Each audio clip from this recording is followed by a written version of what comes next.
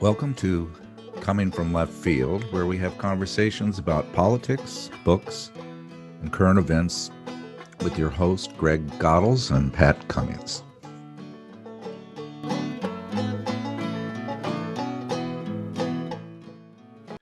I think I come from an interesting family with 4 sisters, but we pale in comparison to the aristocratic Mitford family of England, a sort of the Kardashians of World War II era. The 6, as the Mitford sisters were known, were a remarkable mix of women. Nancy was a celebrated novelist. Pamela lived a quiet life as a country woman and a farmer. Diana was a leader of the British Union of Fascists. Unity, a devoted admirer of Adolf Hitler, moved to Germany and became part of his inner circle. Deborah became the Duchess of Devonshire. Jessica was a journalist, civil rights activist, and communist. I'll bet they had an interesting gathering at Thanksgiving dinner. Let's discuss. Well, warm greetings. We're here today with Carla Kaplan. We just discovered that all 3 of us are have Illinois roots. And Carla, just so excited to have you on to talk about your book, Troublemaker, the Jessica Mitford story, Fierce and Unruly Life. So welcome. Thank you so much for having me. It's a real pleasure to be here. Yeah, good. And just as a little bit of background, the publisher sent us your book. It's just a absolutely wonderful, wonderful book. I knew absolutely nothing about Jessica Mitford, and that was a month ago. I'm a complete expert. I watched the Brit Box series. I listened to the Christopher Hitchens interview. Yeah, you have just really turned me on to just this wonderful, wonderful person. Greg, of course, knew her because of his involvement with the Communist Party early on, and he knew all about her and all the stories and such. But what brought you to this person? Well, I mean, in so many ways, she is a biographer's gift. So I have made a career as a biographer of writing about women who do unlikely things and lead unlikely lives and who break the social code in one way or another. But I had been looking for a long time for a writer, activist woman who was funny. And there is simply no activist in the history of American activism who was funnier than Jessica Mitford. And that's a huge gift, because there's a myth that's a really long-standing stereotype that activist women are grim and over serious and no fun to be with.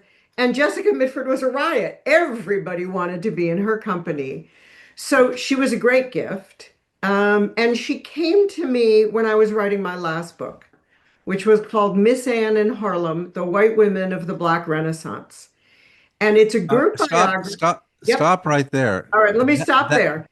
that is a book that I read several reviews of. It's just another piece of history I knew nothing about. It's my About job. so explain that. I really wanted to. I've got my no. I have notes on that book because you Oh, got to good. tell me the background of that book before we get into Jessica. Well, so the Miss Anne in Harlem, the trade book I did before Troublemaker, a group biography of the white women of the Black Harlem Renaissance. And Mhm. it's a story set in the 1920s and 30s. And it's about a group of white women who looked at what was happening on the left bank of Paris, and they looked at what was happening in bohemian circles, and they said, no, we want to be part of the Black Harlem Renaissance, like, a place they clearly didn't fit. And they went in an effort to become insiders and to become allies. And the sad truth is that for many of them, the experiment did not work out very well. In a way, it is a group biography of people who had good intentions, Mhm. but were failed allies. Mhm. And after writing that book, I knew I had to write a book about a successful ally. Mhm. Okay. And Jessica Mitford was remarkable in about 150 ways. But one of the ways she was so amazing is that she came from an aristocratic British background. And, the British aristocracy is not famous for its empathy with others. And she learned to be a remarkably effective white ally in Black civil rights movements. For me, she was an incredibly important counterpoint to this story I had already written of failed allies, of people with good intentions who didn't contribute in the ways they hoped to. She called herself a foot soldier in the civil rights movement and the Communist Party, and she was a brilliant foot soldier, incredibly effective.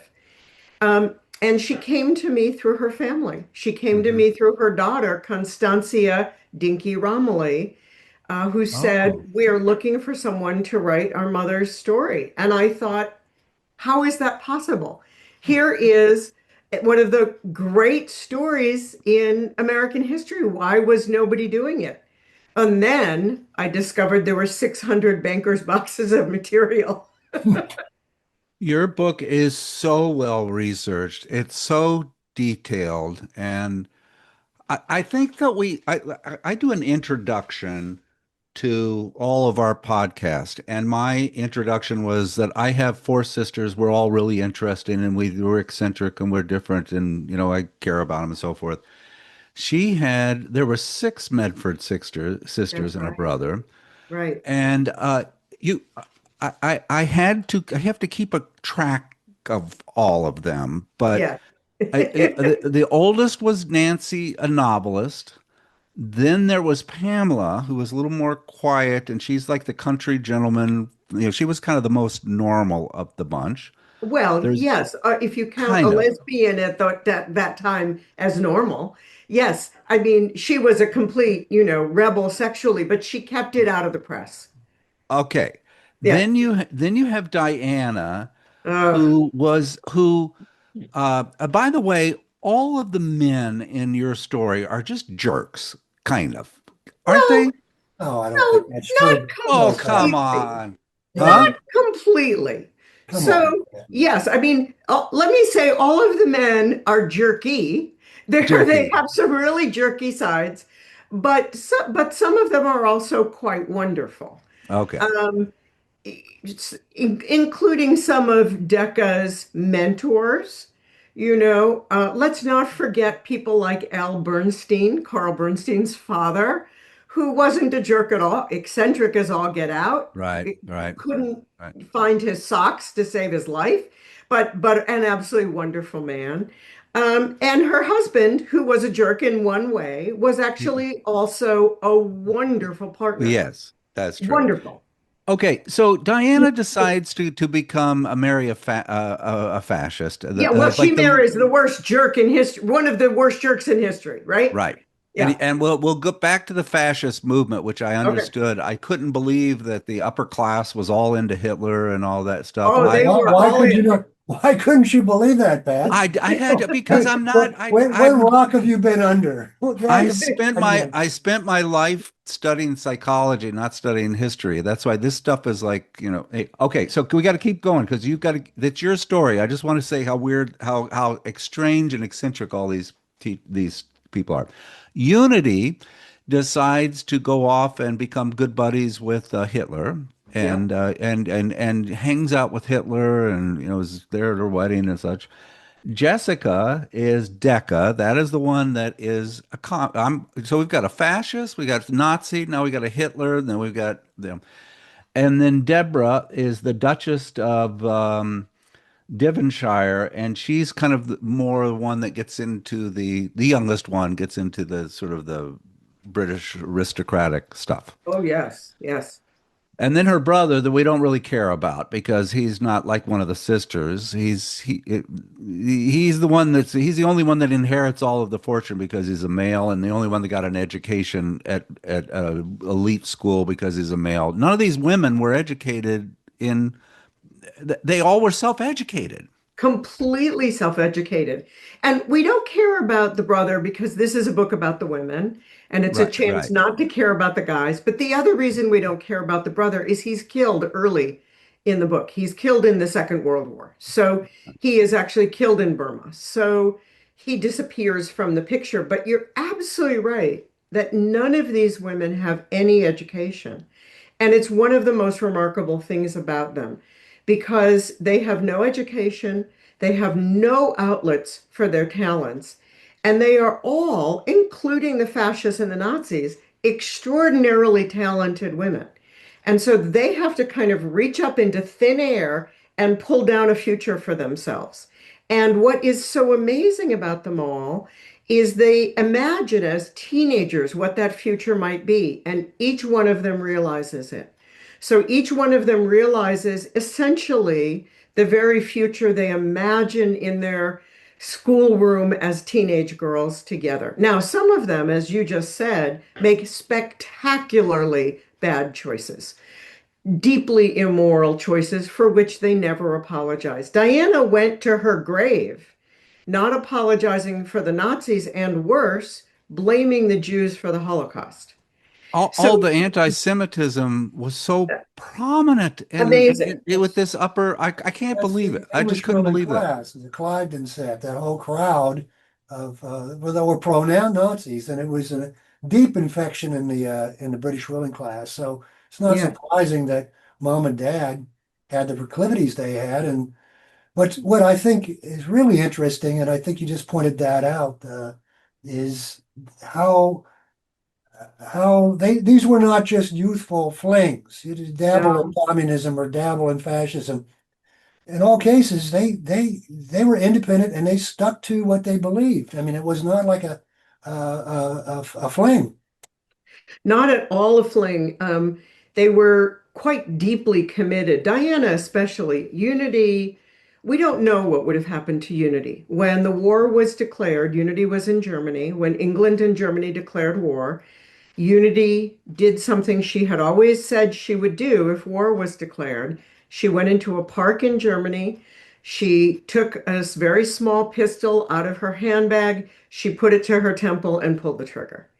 And she lived for 8 more years with a bullet that was lodged in the back of her brain. The surgeons could not remove it. She had very diminished capacities. She was kept on an isolated island in the Scottish Hebrides called Inchkenneth, which the Mhm. family owned. So we don't know if Diana would have stayed, if Unity would have stayed as committed. I think she would have.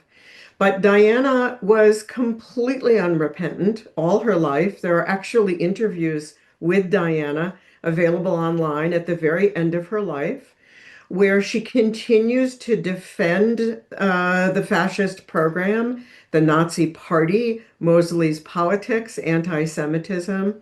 Decca actually had an expression for this in her family because all the Mitfords were very stubborn and quite steadfast in their views. Some of them, their views were terrible.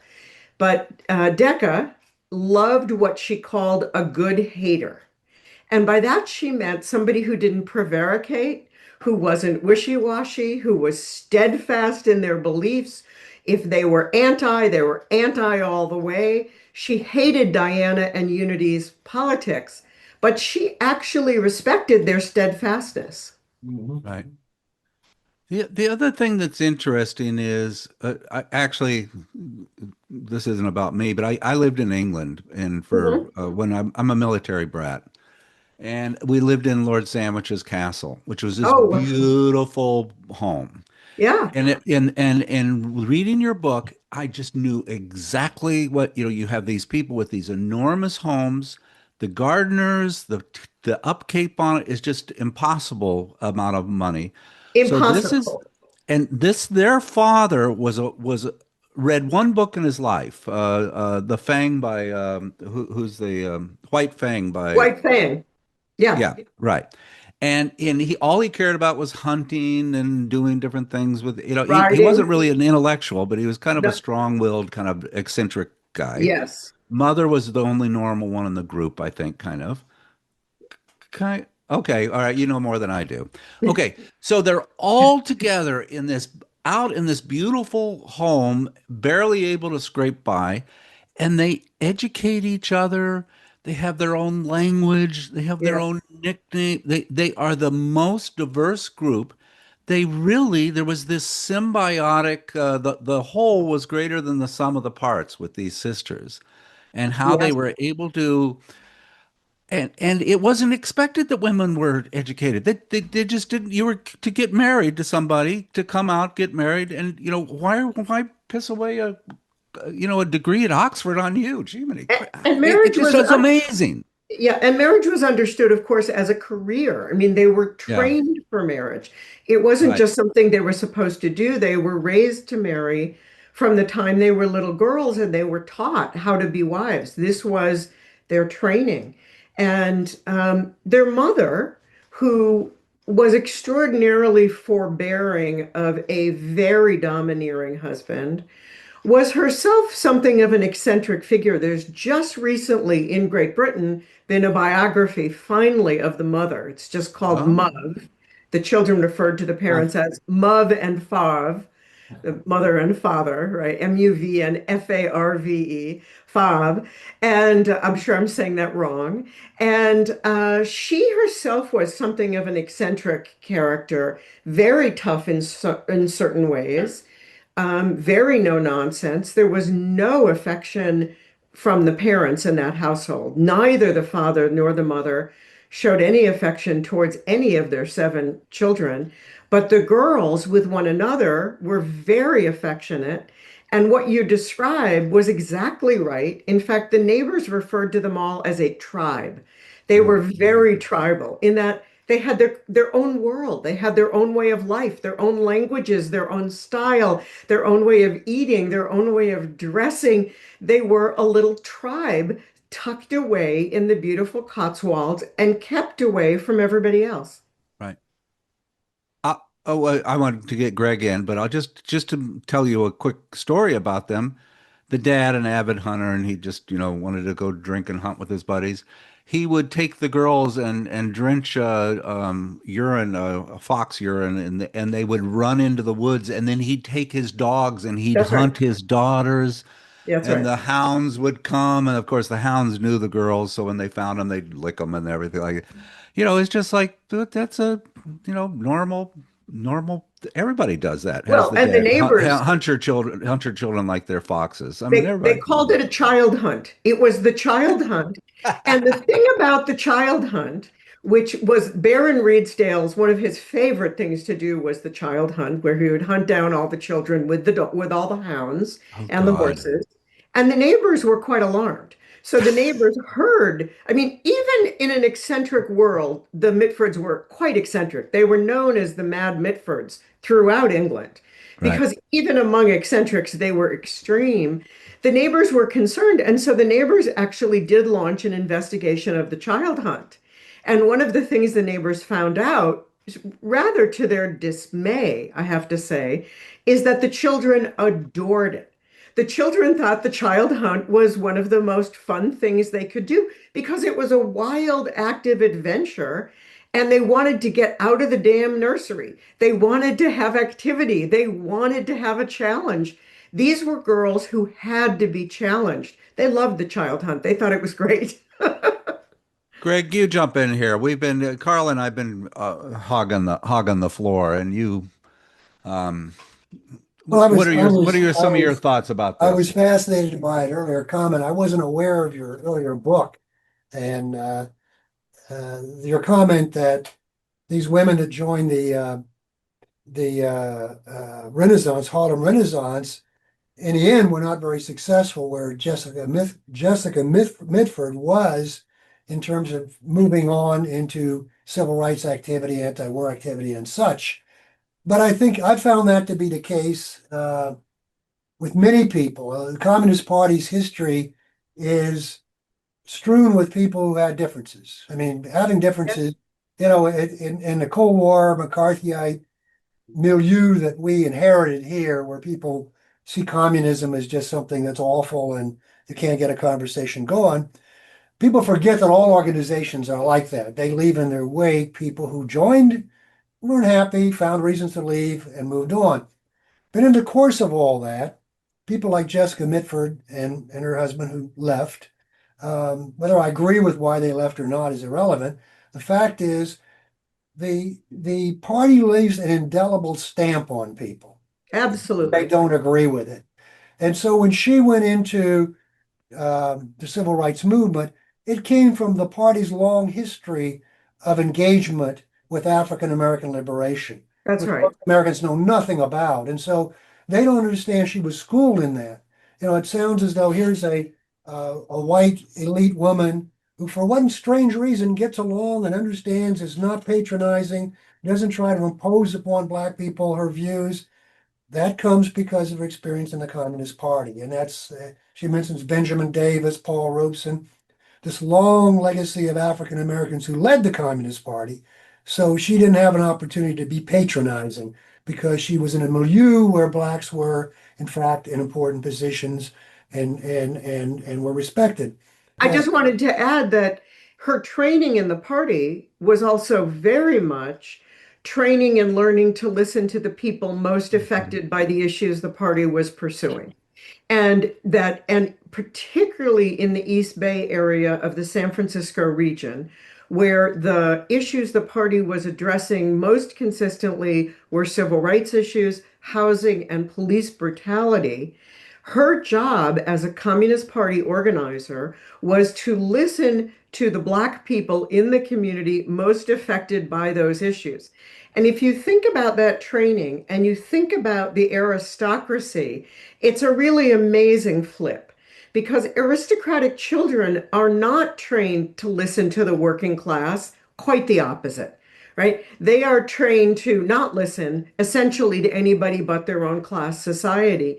And Mitford's training in the party was precisely, as you say, in listening to those most affected. And it was something she carried into her writing. She understood as a writer how to speak for those who were most exploited or most marginalized. And the other thing I just want to add about the party, which I think you're exactly right, most people don't understand at all the history of the American Communist Party. I do think that's why it's going to be very interesting to see if Mamdani opens a Right, dialogue. right, That's going to be a yes, different dialogue now. right. But people don't understand that if in the 1940s and the 1950s, you were an American who cared deeply about civil rights, the Communist Party was basically the only game in town. It was the Communist Party that was addressing American racism and addressing it in a really thorough, systemic way. And Jessica Mitford and her husband, while they left the party, they never apologized for being members, and they never did that sort of "I was duped" thing, I was they always said if you were interested in civil rights, the Communist Party was the only place you could do serious work. yeah, And and I you're would, I would just add the complexity thing with the party. People wouldn't know about this if they weren't exposed to it or probably in That's it. right. And that is this historic divide really between the West and East in the Yes. party. People's Yes. World in the West Coast, which was the party weekly paper on the West Coast, and the national paper was the Daily Worker. But there was Right. always a vast difference in terms of their thrust. Huge. The party Huge. always said, when you see the party as a monolith, which is the way most young Right. Americans are taught Communist Party was, you can't grasp this difference. This difference existed in terms of focus, in terms of how they viewed work. And the Eastern version of the party, or the dominant forces in the party, William Z. Foster and others, focused on the working class. That was the basic Marxist-Leninist position that they upheld. West Coast people were involved in many mass organizations, and the class orientation was somewhat different, less Yep. slanted towards trade. She really, when you read in the in her book, you sense that she really had no exposure really to trade unions. I mean, now it's not a feature of the rest of the party. These are just sociological observations, but for people never exposed to the party in reality, it's important for them to understand it's not a monolith. It never was. And people had differences. And right. in 1991, there was a split in the party as well, which I was at the convention and involved in, and it also revolved around similar issues. Yeah. I don't actually think Decca Mitford could have been particularly effective in the East Coast Party. I agree. Decca Mitford was incapable of following or respecting rules. It was deeply in her nature to be anti-authoritarian in every way, and she couldn't follow rules or protocols. Thank goodness she lived in the East Bay, Yeah. because the East Bay Party was, in fact, looser, far, far less centralized. She did get in some trouble for her playfulness and her irreverence, but I think had she been in the New York Party, she probably would have been kicked out because she was kind of incapable of following the line, and it wasn't something she could do. Well, it'd be And they interesting because she may well have had a different experience getting in the party, getting involved, That's and right. learning a different etiquette, if you That's will. right. There's a That's right. different etiquette in the party in general. Yeah. But I'm glad you put it that way and understand it that way because the battle I face as a defender of that role the Communist Party has played is that you can't get to first base because people have these images of rigidity Yeah. and I don't Yeah. and like Sterling Hayden and others that were in the party, even in the end of the book, her understanding, this book, not your book, but in this book, her understanding of the party was that it was an essential organization that she learned Yeah. a great deal from, and whatever mistakes they made or the party makes, and of course they make mistakes, that was a route to go in. So Yeah. it's an important document. Yeah, and you also described how even though she's from this aristocratic, I mean, hanging out with Churchill, I mean, just the most of elite, when she moved to the United States, she lived a meager life. That's She was right. never into wealth. She wanted to go live in Oakland, and you have to understand Oakland. Oakland was built in the war industry when That's all right. the blacks came from the South. They're working in the military industrial complex. World Yep. War II's over, and they're just screwed. They're all of a sudden poor, Yep. no jobs. The whites that were there, a lot of them became policemen. There was remarkably horrible treatment of the black population by That's the right. police. That's kind of a common thing. And she wanted to be there because they had more inner ethnic diversity for her children. She wanted to live in That's she right. could have lived in a fancy dancy place, and it's and her buddy was Maya Angelou. Yes. That's who she had Thanksgiving with 2 days, from Yeah. now. She would be hanging out Yeah. with her. Yeah. And I Um, loved how you talked about Maya Angelou. She and Jessica got in a hissy pissy contest because Maya Angelou was supporting Clarence Thomas. yes, she She was. goes, It was People forget that, and people forget it was enormously controversial at the time. And Angelou got almost no support in the Black community for what she was doing. She, of course, because she was Maya Angelou, dug in her heels. The more criticism she got, the more fervent she became. She had a very odd position on Thomas, which, it was a very strange position. She felt that because he was Black, he'd eventually come around and the ancestors would sort of call him to accountability. She really had a faith in him that he did nothing to earn. And, certainly by now, she would have turned against him. I mean, she was a right. very, very, very smart woman. She would have said, "Oh my God, he's total disaster."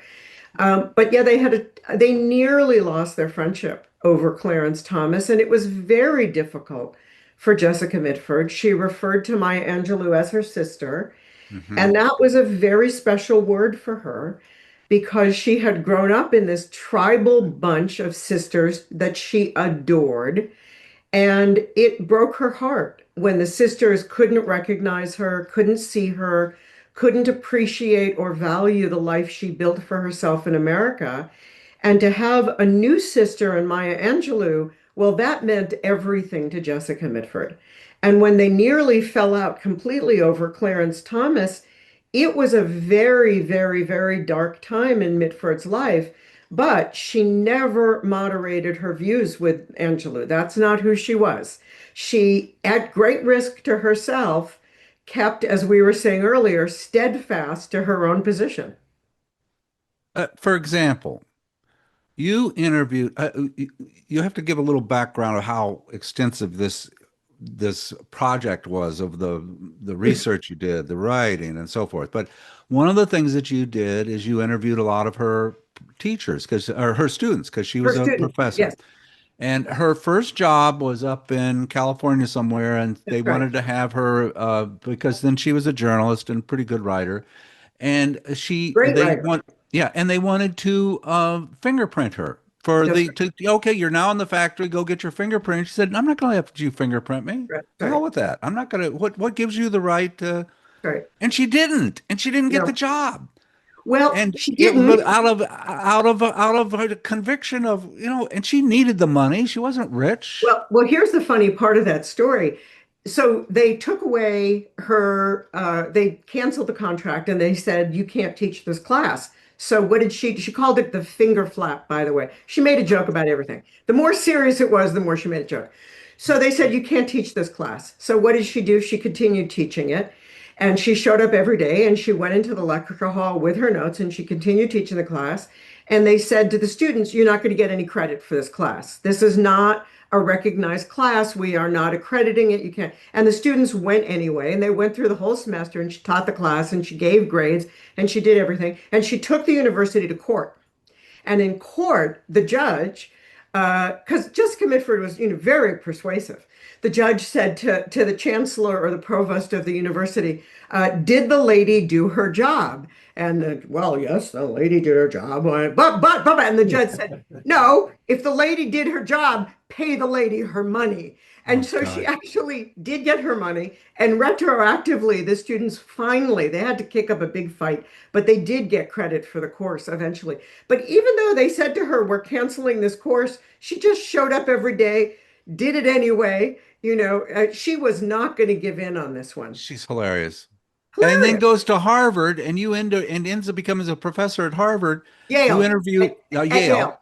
and you interview all of her students. I They didn't. just loved her. 40 They years later, they're saying this was like the most powerful person that ever taught me. they absolutely adored her. And she had quite an interesting class. She had a small seminar of students at Yale. It was under 15 students, and she got to handpick them. And they all had to apply to get into her seminar. And she went through about 200 applications. And she picked the ones that she felt either were most likely to become real investigative journalists and that she saw something in, or that she thought would be the most fun to work with, or both. And her favorite student wrote in his application to get into her class that he wanted to be a journalist because he was tall enough to look over walls and thin enough to hide behind trees. Oh And she God. said, that's for me. That's my student. That's the one. And a number of her students did go on to become very renowned and important journalists. One of the students she had in that seminar was the Atlantic journalist Corby Kummer, who Oh is an God. extraordinary, wonderful journalist, and remembered her in kind of amazing detail. Yeah. She used to get together with her students and drink and talk and encourage them to rebel and told them to walk out of classes, including hers. Yeah. When I heard her with Christopher Hitchens, he did Yes. an interview with her. It could have been a stand-up comedy Yes. presentation. They Yes. just were hilarious. Yeah. And she decides to, she needs to earn money. She decides to take on the funeral industry. Did someone die or something? And she started to get literature on the funeral industry. And her husband was very prominent in kind of, helping her with this book. And she writes a book about how horrible and predatory and just the debauchery involved with this whole That's right. industry of death. Tell us about that, and that's a good story. Tell us about that. So her husband, Robert Truhaft, a wonderful left-wing progressive people's attorney out of California. This was her second husband. Her first husband was killed in the Second World War. He was shot down over the North Sea with the Royal Canadian Air Force. Her second husband, Robert Truhaft, had gotten involved as the lawyer of counsel with the Bay Area Memorial Society. And they were a group of people influenced by the co-op movement who got together to try to get around the predatory practices of undertakers.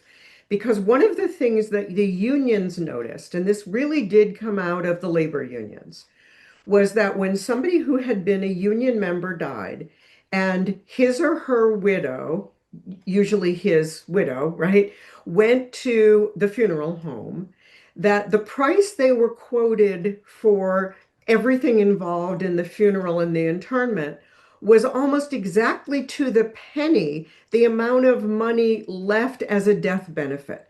And the question that the labor unions wanted to know is, how did the undertakers know? Each union had a different amount. The amount was geared to how long you'd been with the union. How did they know? They always knew, and it was to the penny every cent that the widow would have been left. So everybody was being fleeced by these undertakers.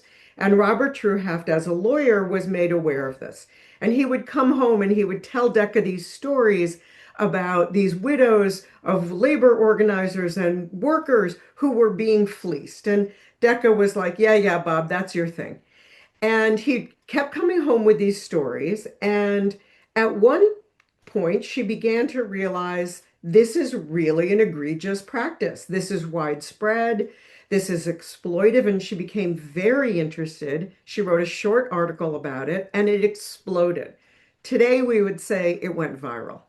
So Hmm. she writes this very short, what was supposed to be a regional article about this exploitation. It goes viral in the print press, and she decides she's going to write a book about the exploitive practices of the American funeral industry, but only if Bob will write it with her. And he took a year off of his work as a lawyer. He took a year's leave, and they wrote a book that changed funeral laws throughout the country. Most of the FCC laws that exist now in the funeral industry, many of which are unenforced, unfortunately, Right. but they directly come out of her book. Her book came out in 1963. It was called The American Way of Death. It was an absolute blockbuster, runaway #1 bestseller across the nation. It was on the New York Times bestseller list for a year. She was a radio personality. She was a TV personality. She had a profound impact on President Kennedy's funeral. So when President Well, Kennedy was shot, the Dallas Undertaker wanted to honor him, right? And so they to honor him, he wanted the Undertaker in Dallas wanted to put him in this glorious gleaming metal casket. Well, Robert F. Kennedy Jr. was a fan of Jessica Mitford's. He was a fan of The American Way of Death. And based on that book, he said no. He had the president taken out of the metal coffin and put in a wooden coffin because of Jessica Mitford. So her influence was very wide. It was an extraordinary book, and it really revived muckraking. So those people who are familiar with muckraking, maybe in the form of Ralph Nader or other muckrakers we might think of today, I think of Barbara Ehrenreich, who I think was the great champion of the muckraking tradition in our country. Muckraking in the 1960s was almost completely moribund. Hardly anybody was doing muckraking work. So Jessica Mitford comes along with The American Way of Death in 1963, and the other big blockbuster book in 1963 is Rachel Carson's Silent Spring. And between the two of them, they revived this genre of long form investigative journalism. so she said things like they'd go to the funeral home and they would say, well, here is the fabric inside. The silk, of course, is a little more expensive, but then we have rayon. Well, the rayon irritates the skin.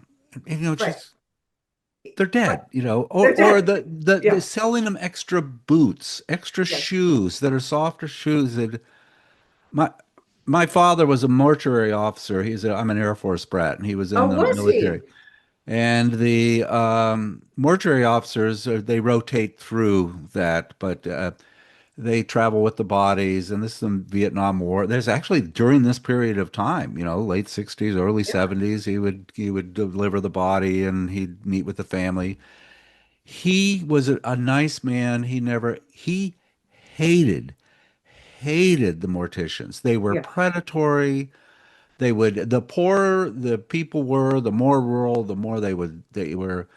I anyway. They Decca that's called them the dismal traders. That was her name for them. The dismal traders, the mortuary, the undertakers. And one thing that people sometimes miss about her passion in this book is most of the people who were being exploited were working class women.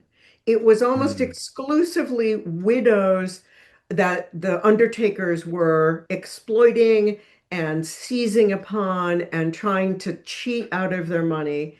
And part of the trick about Jessica Mitford is that she always rejected the label feminist, which is not surprising for someone trained in the Communist Party. She put class and race first. But she was deeply a feminist. Her first major muckraking work was in passionate defense of women who were being taken advantage of. And that sensibility comes across in all of her books, whether she's taking on the prison industry or the medical establishment, she is always trying to defend those who are being taken advantage of. Well, let me just say something about the funeral industry. My youngest daughter was her first 2 years in college was in mortuary school. So Really? yeah, so she spent 2 years in mortuary. I don't know what Why did she choose that, Greg? What made her choose it? Carla, it's classic parent thing, you know. She comes home one day and she says, Dad, I want to go to mortuary school. And I think it's a joke because she'd been in junior college, she'd screwed around, but she wanted to go to, I said, okay, fine. We used to walk in the cemetery. Maybe that was it, Hmm. when she was a kid. But she goes to mortuary school for 2 years. But the interesting thing, it's like a guild. And so Yeah, since her father wasn't a funeral home director or owner or whatever, she couldn't really work. And yeah, if you had the degrees, I mean, she went on 2 more years and got a degree in psychology and so on. So it doesn't end there. But the reality was it's a guild. It's a yeah, tightly knit, yeah, very insular kind of industry where the secrets are kept, tightly held and so on. yeah. So, but what's the movie? The Loved Ones, was that the movie that was the one Yes, it about was Evelyn cyber? Waugh. That's Evelyn Waugh's book, The Loved One. Yes. Yes, and it was influenced, I think, heavily, wasn't it, by Jessica Mitford's book? And she was flown out to Hollywood to consult and work on that. Was that right? Oh, Oh Yeah, wow. God. I don't think that went very far, but yes, she was. Yeah, It yeah. couldn't, could it? No, It couldn't. no. Again, she could not sort of follow the protocols of Hollywood. That's a kind of Yeah, unthinkable. She yeah. couldn't take it very seriously. She also had by the way, a tiny cameo role in Play It Again, Sam. And in my book, there's a picture of her standing on set, chatting away with Woody Allen. Very. She kind of towers over him with her amazing, bigger than life personality. Unfortunately, at the very last minute, the studio version of the film cut her part. I think a lot of people did get to see it because it circulated with her part in it, but it was cut at the very, very last minute. Right. But she did have a little. She liked acting. She loved a microphone. Loved a microphone. Microphone was about her favorite thing in the world.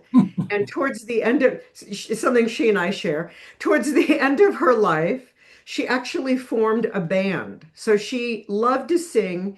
She had a gorgeous English kind of warbling singing voice. And she actually formed a band towards the end of her life. It was brought together by admirers of her. It was a kazoo band, and it was called, you can't make this up, right? It's called Decca and the Decktones. Oh And they God. recorded an album, and the name of their recording company was Don't Quit Your Day Job Records. Oh God. And there are tiny YouTube clips of her singing. If you're very thorough, you can find a clip of Jessica Mitford and Maya Angelou singing together Oh, a very wow. funny English ballad about two furniture movers who keep dropping everything to have a cup of tea. Well, she Hilarious. she she brought humor into a communist party that Everywhere. admittedly, and this I'll concede, often lacks a sense of humor. It takes Yes. itself rather seriously. Um, And there's a basis for that. It's understandable, it's serious business, but she brought a little levity into it as well. And the She language, really did. like any organization, it's like when I watch a football game, after they talk about the red zone and they talk about the blitz and this and that, I have no idea what they're talking about. And Marxism develops a language That's right. of its own, and that language too can become very rigid and stilted. And like most organizations, the sycophants, the asswipes, if you will, are there. I mean, That's I, right. I think probably Jessica came into a communist movement at a very romantic time, Yes, and she came from a different place. And so her expectations of party people were higher. And that's a good thing because that helps build the esprit de corps of a communist movement. But sometimes you forget that there are assholes in every organization. well, That and Greg, I don't know if you know this, but her first book, the first book she ever published, which she mimeographed on her dining room table in Oakland, was a send-up of exactly that self-serious communist language in the mhm. party. And it was a little book. It was based on a book of Nancy Mitford's on you and non-you language, aristocrat and unaristocratic language. Oh God. And the book that Jessica Mitford wrote, it was the first thing she ever wrote, was called Life Itselfmanship. And it was a response to Stephen Potter's funny little books on the aristocracy, Life Itselfmanship. And she took normal sentences like, let's move forward, and then translated them into Communist Party lingo. Yeah, The yeah. proper way ahead will be determined through, and she just excoriated the self-serious, exaggerated, overdone language of the party. And she sold the book for, I think it was 50 cents. And she was afraid she might get kicked out of the party for it. Well, the book was so funny and it was so spot on that everybody adored it. And nobody wanted to admit they were the target of the book. Yeah. Everybody wanted Not to be somebody kicked, else. right? Not somebody else. She's making fun of somebody else, not our club. Yeah, yeah. So actually the book was an enormous success, and it was her first experience of having literary fans. And it actually led her to become a writer. Huh. So Well, it's making it's the appendix of my copy of exactly, it's in the appendix Final and Conflict. with wonderful illustrations by Pile de Lap. Fabulous, beautiful line drawings by Pile. So yeah, she Did you had interview her? Did you interview Paley Delap? she was no longer alive when I started the book. I Oh, wished okay. I could Because have. I watched many videos of Pele talking. well, Uh, she was also part of the group around what Rivera in yes, Mexico, and she that's was right. always in the arts. And when I was writing for the People's Weekly World, she was the cultural editor. But that would Yeah. have been in the 70s, I think. When did she die? I think she died. 96, was it? Well, Well, that's no. Jessica Mitford died in 96. Oh, I think Pele died in late 80s, I'm going to say, yeah. but I'm Okay, not sure yeah, about yeah, that. because I don't think she played a role in the 91 But convention. she also had a very irreverent streak. She was a little playful as well. Well, I And so know, she yeah. was somebody that Mitford could play with in the party. Yeah, and Okay. I did cultural writing, so I was in that milieu and we communicated. But she could be a little rigid too in terms of my writing. So, but Is that right? that's part of an organization, and I think that's something. Mitford is not an aberration. There are always people from the upper classes or upper middle classes that join the Communist Party, and some become great leaders, great members, great workers in the party. But many of them stay in a kind of a zone, somewhere sort of in between their old life and understanding working class basis of a communist movement. And I think Mitford was a little bit of that. She brought Yeah, their reverence in, and I think their reverence was really, it's always a matter of timing. If yeah, that would have occurred at a different era, a different time, it could have really brought forward a more imaginative writing in the party, which has had at different times. And yes. at other times it's had very rigid writing and very uh, unchallenging writing Yeah. going on. So Uh, what a force, what a yeah. force. I'd like to jump around a little bit. Sure. I'd love you to tell a story about the her going after the writing people, where you'd say, "Are you interested in Oh, being a writer?" And you'd oh send in yes, the a famous writers' school. All right, reminds me of they'd have in the comic books, "Are you an artist?" And you'd Well, draw that's right. something, and they'd say, "Oh, of course, come take our course."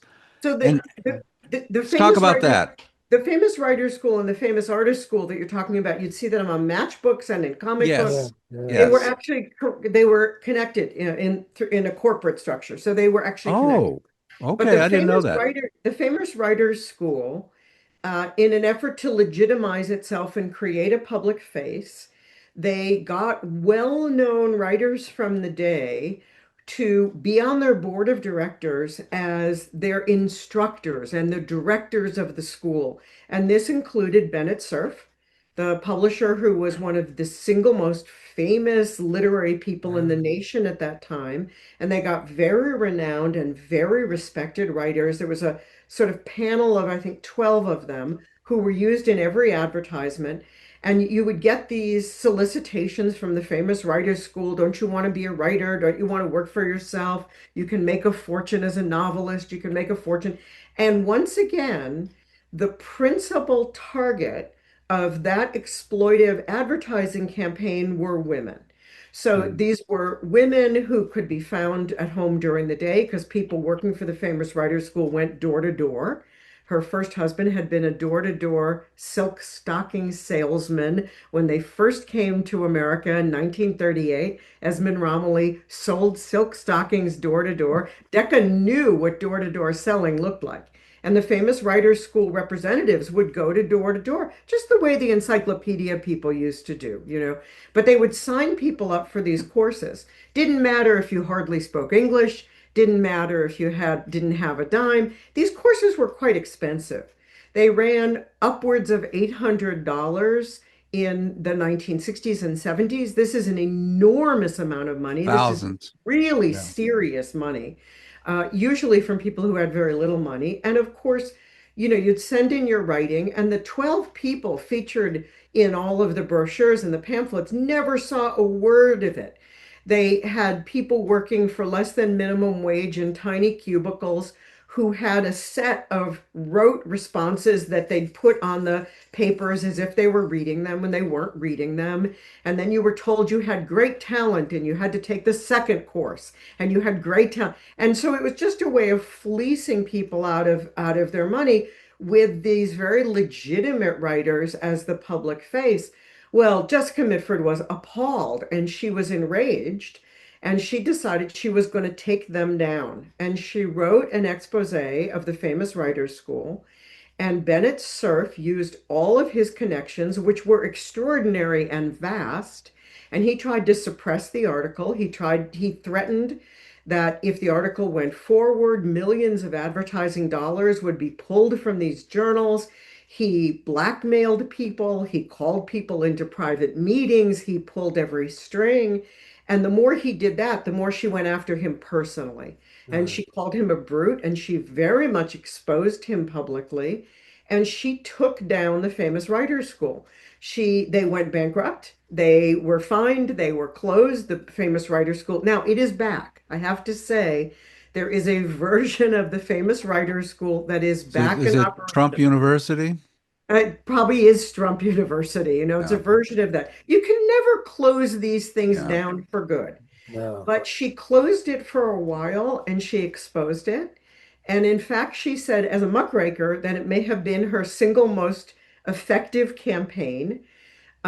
She was relentless and she was particularly appalled. I mean, she worked so hard to become a successful writer. She had no education at all. She was completely self-trained. She was an extremely hardworking writer, just as she was a hardworking activist. This is someone who always put in the 14-hour day and never complained about it. And here were these writers who were using their platform to fleece people out of money and to debase the profession of writing. She was personally and professionally disgusted, and she took them down. It was a great thing. She was very, very proud of it. There is a biography of Bennett Cerf coming out in 2 months, in January. And the biographer of Bennett Cerf once approached me at a conference and said, "Well, why was Jessica Mitford so mean to Bennett Cerf?"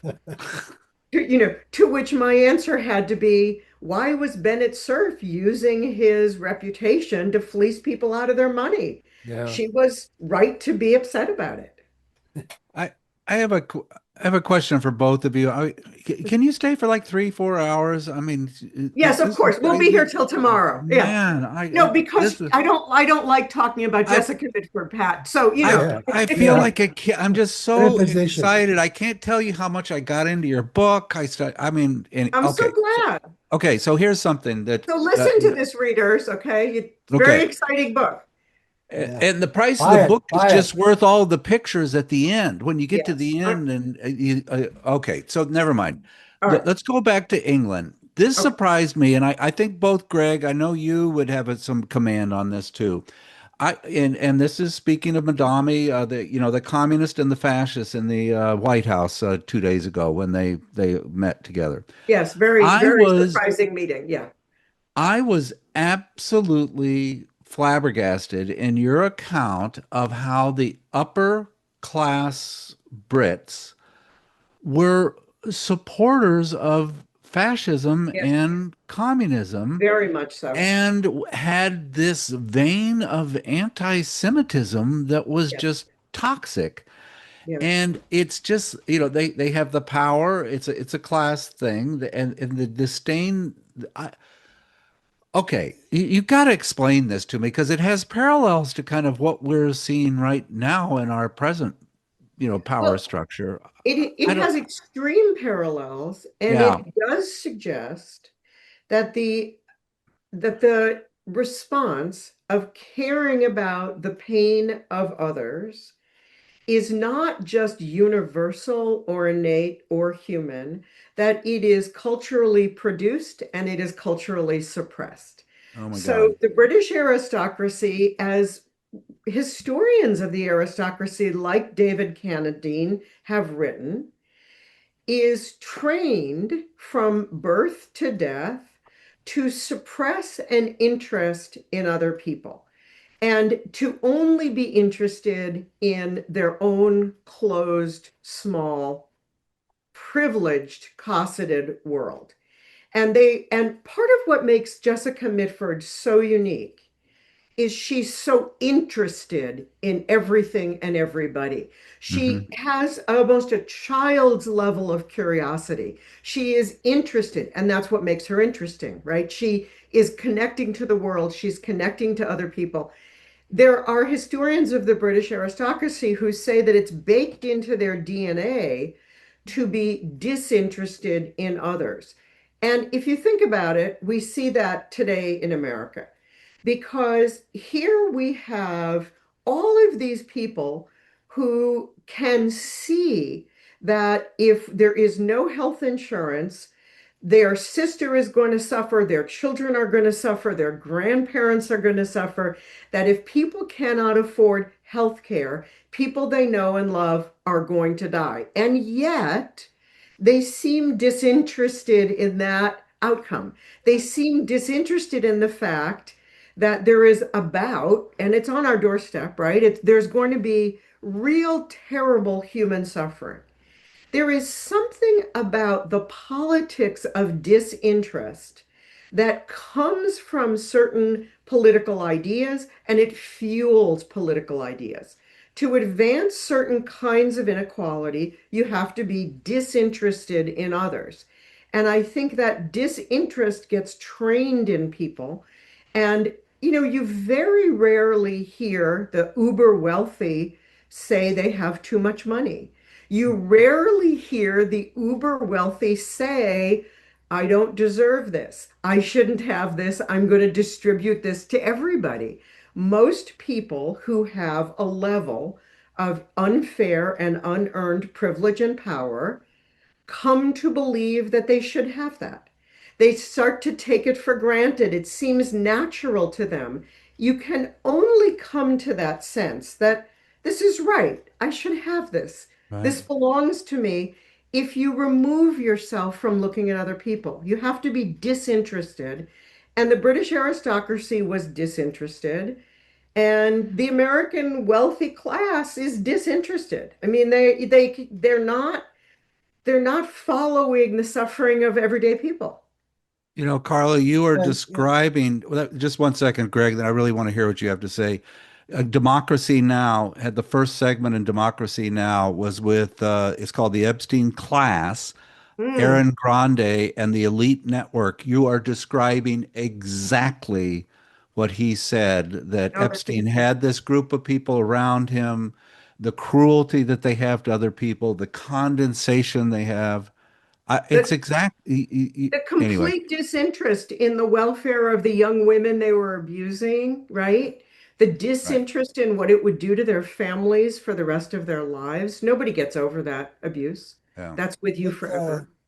let me give it a Marxist spin. Let me give this a Okay. Marxist spin. I think there's a small danger in seeing it as baked in or part of DNA. I think it evolves, and I think it evolves with empire.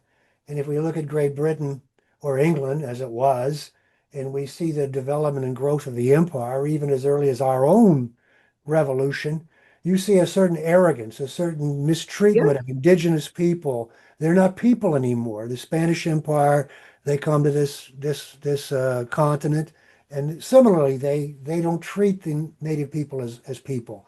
So once this evolves, once this begins, this empire, this imperialism, if you will, it feeds back to the mother country, and it yeah, grows and it grows and it reinforces uh, disdain for people within, a growing group of people that you disdain. And it infects the top 20%, not just the very, very elite, but the ones below that. And they develop an effective interest in it. Their interest is in keeping that alive and that's going. right. And so you see it in this country. You see it in this country with, as we developed as an empire, you see a similar kind of thinking and a disdain for people and ability to distinguish between yourself and others.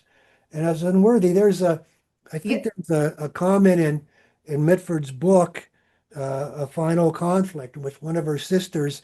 She asked them, one of her sisters was in Hungary, maybe, or somewhere in Europe. So what did you think of this and these people and these people? So I didn't pay any attention to that. I'm not really interested. exactly. Just disinterest. But And just no, no, I don't no, mean it. I don't mean it's psychologically baked in or in the DNA. I mean it's culturally baked in. yeah, yeah. And It, and Mhm. it comes and from empire.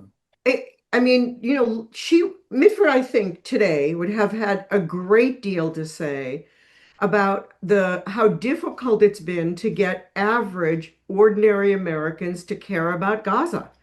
That there's a disinterest that's baked into a history of not only empirical activity but racist history, that these are people who we don't have to think about, that these are Right. people we don't have to consider as real people. One of the most formative experiences politically for Jessica Mitford, and it came at a time when she was not a political person yet. She was an anti-fascist.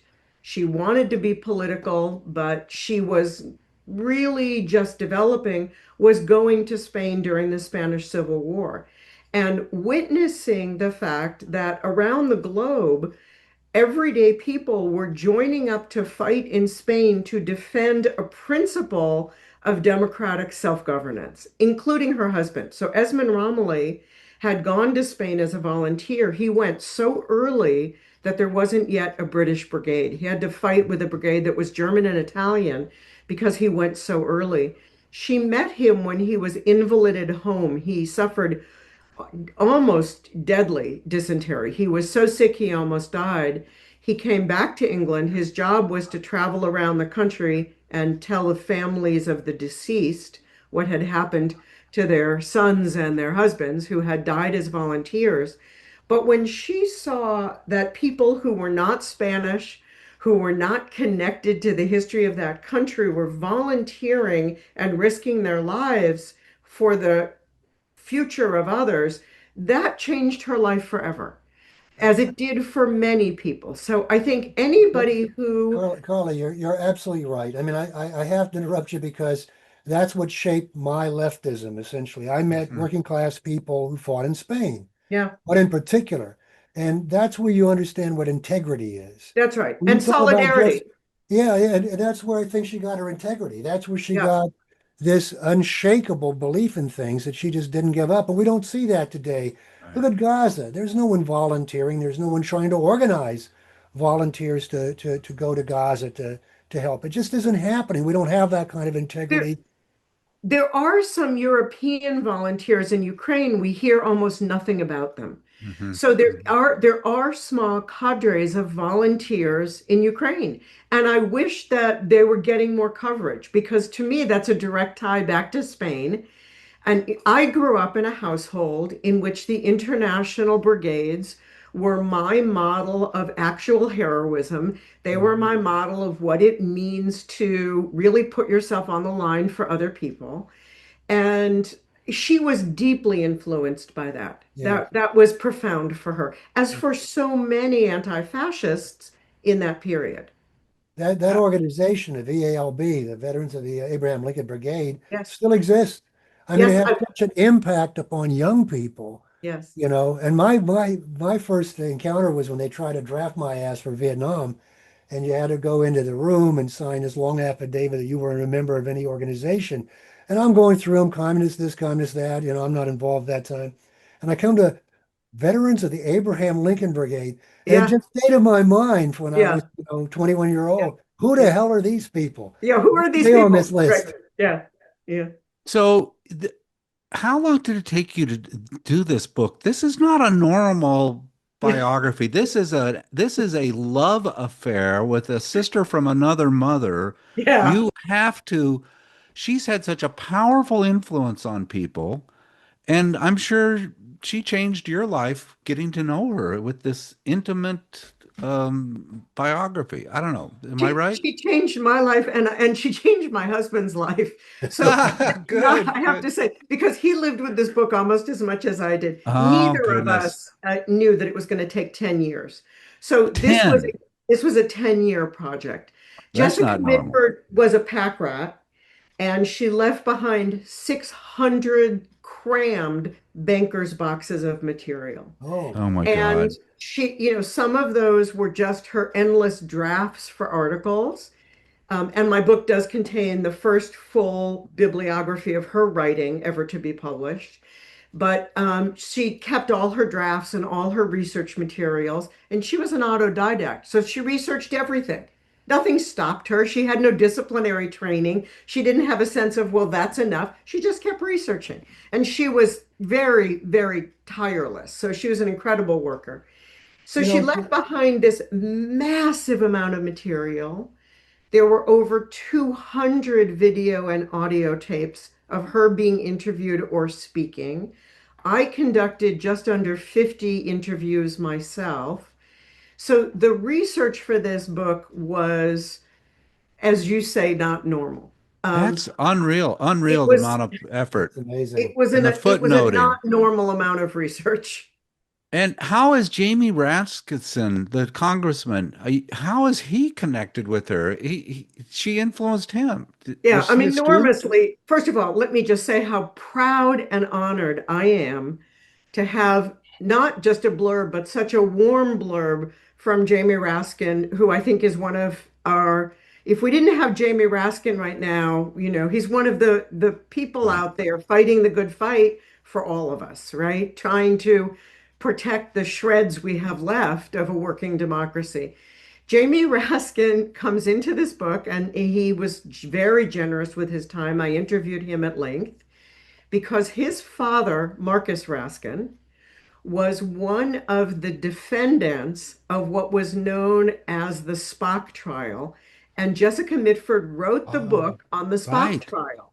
So Yes. she wrote the trial of Dr. Spock. And of course, it wasn't just Dr. Spock, it was Dr. Spock and his co-defendants who were accused of conspiracy to evade the draft. And the claim was that simply by advocating that anybody could avoid the draft, by advocating that it was an unjust war, and by advocating it out loud, they were guilty of conspiracy to break the law.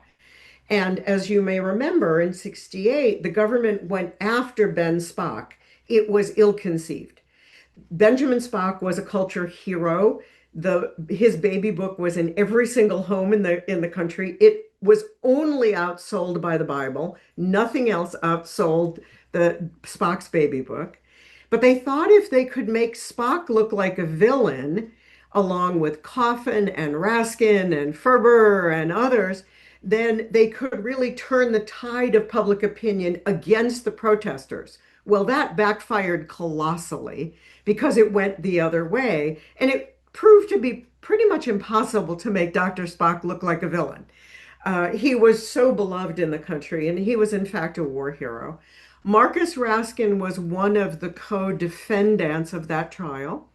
And when Marcus Raskin went on trial for what could have been a very serious jail term if that case had gone the other way, uh, Jamie Raskin was 6 years old.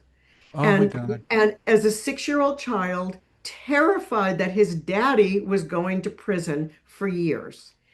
And he remembered Jessica Mitford, who was in the courtroom every day, all day, as the person who made him laugh and made him feel better.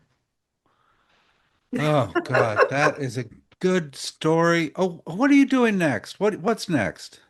I'm not quite sure. I'm toying with a couple of things. I'm doing two shorter books on Zora Neale Hurston next. I'm returning to Zora Neale Hurston, whose Okay. letters I edited in Right, that was 2001. your second book, the all My first uh my first trade book, where I edited the letters yeah, of Zora Neale Hurston, and Life I'm and returning. Letters, a portrait of her and the 500 of her letters to friends. That's right. You're big on getting boxes of letters in your I house. kind of am. I seem to like the research part.